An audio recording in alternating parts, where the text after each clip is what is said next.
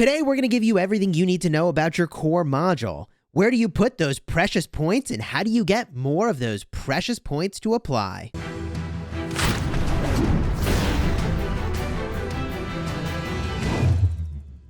Hello, my friends, and welcome back. I'm Chisgule Gaming, and in this video, we're going to give you everything you need to know about the core module at the start of the game. If you like infinite galaxy guides that help you get value and smash your enemies, hey, smash that subscribe button for those daily infinite galaxy videos. Daily? We'll see. We'll see if we can live up to the promise, but I think we will. Let's get a look here at the core module. There are 3 sections of the core module that you can invest in: the development, weapon, and commander sections.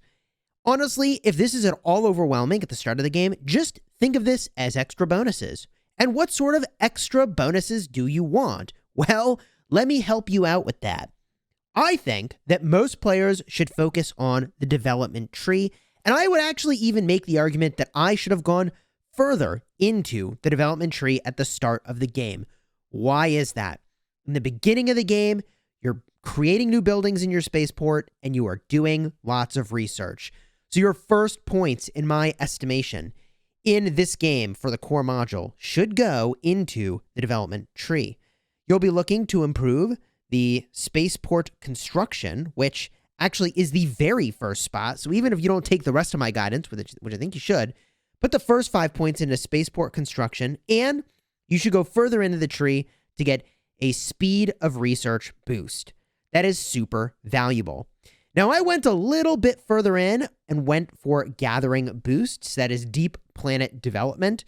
Gathering from planets is one of the most advantaged ways to gather in the game, and so because I saw that opportunity, I went for the extra points for the 40% boost when you go and do that. With that said, I think that a better focus will be to head over to the top portion of this tree, where you will find additional spaceport construction speed and additional research speed. Honestly, if I were doing this all over again, I would focus my points right over to here to get the research speed boost, getting this branch that you can see I'm pointing to on the screen.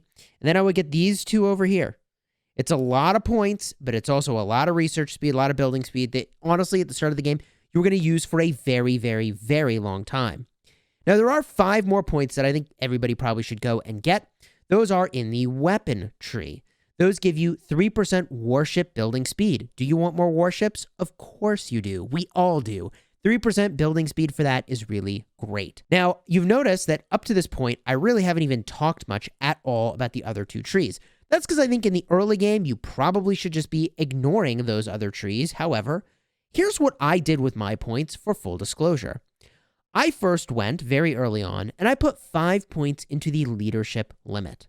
Now, let me talk about what leadership does so you understand where you're putting your points here. The leadership limit makes it so you can have more warships in your fleet, plain and simple. Because you're only bringing probably 1 flagship out to play at the start of the game, and you honestly don't even have that many warships to begin with, you should only put points into fleet leadership limit if you really need them.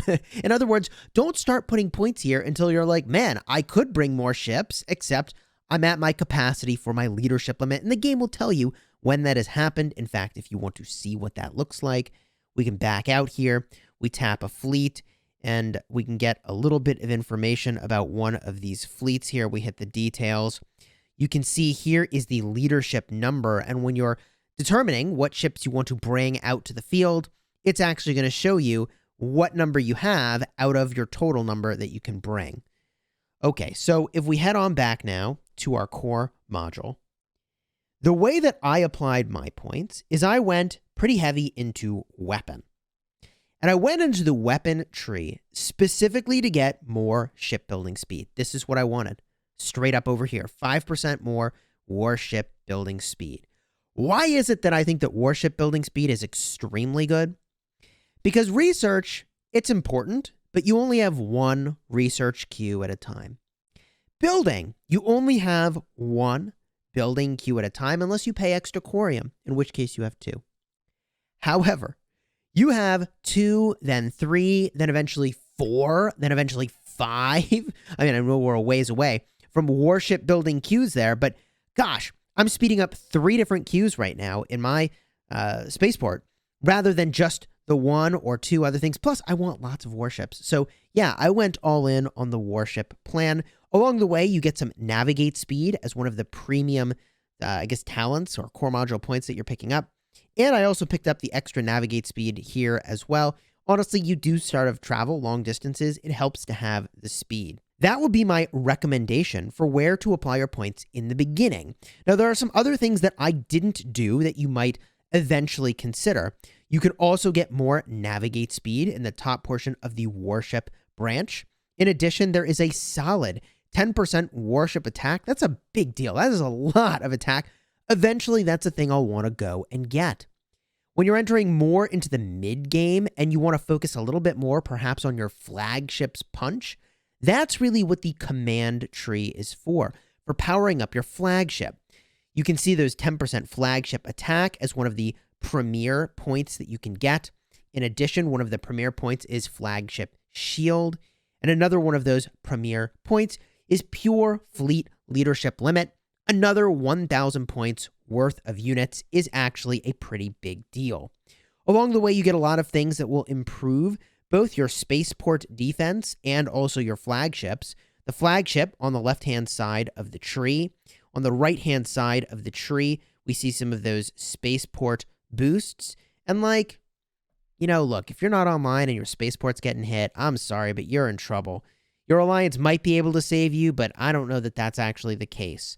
So to sum up my recommendations here, in the beginning of the game, focus on development, getting building and research speed, then go to weapon for shipbuilding, and you might even put 5 points over here pretty early on, but then go even deeper into here to get more shipbuilding. That's the game plan that I'm on, and I allocated just a few points over to the fleet leadership limit as I needed them. Now, you may also be wondering, okay, Chisgule, how do I get more points? How do I get more experience for your core module? Well, step 1, apply literally every single one of these core module chips as soon as you get them. I have seen zero reason or events to save these for something special, so just max them all out, enjoy the extra levels, hooray. But there's more, of course, to get core module experience. To name just a few ways. One of them is to complete the missions that you need to go and knock out. The place that you want to look is in your development missions rather than your daily missions. The development missions are things you're probably going to be doing anyways, but if you're sitting on a whole bunch of these and you haven't claimed them yet, the problem with that is you are missing out on a lot of core module experience. The smart thing about that is if you have too many resources that someone can steal from you, then your city's going to get raided, and that's really bad. So one way that you're getting this core module experience is from your development missions. The other way that you can get, honestly, a lot of core module experience is to go and to use your scouts to go and prospect. You have a limited number of explore energy every day. You should go and prospect the max number of times. I often prioritize core module experience. I maybe shouldn't be prioritizing core module experience as much as I am, but I honestly feel like those points are really solid. And the rate at which you gain levels is slowing down very substantially as you work that to higher and higher tiers. So there's an argument to be made that some of these other things that you can get when you prospect might be better off. In addition, you can get core module experience from bundles if you are spending. Personally, to me, that felt kind of expensive when I saw that bundle. I might have picked it up once and been like, kind of, why did I do that? I didn't know any better. I don't know. I would personally pass on that. But if you're really powering things up, hey, go for it. I would say that higher priorities to me would be working on your crew and bundles for that. Higher priority than that would be building speed ups and research speed ups. Speaking of which, I know research just finished in the middle of my video. I got to go address that. The last thing I want to point out as a really great way to get a lot of core module experience is to look at the main mission for your alliance. If your alliance is not looking at the main mission, oh my gosh, you are missing 90% of what your alliance should be focused on a daily basis. It's these main missions.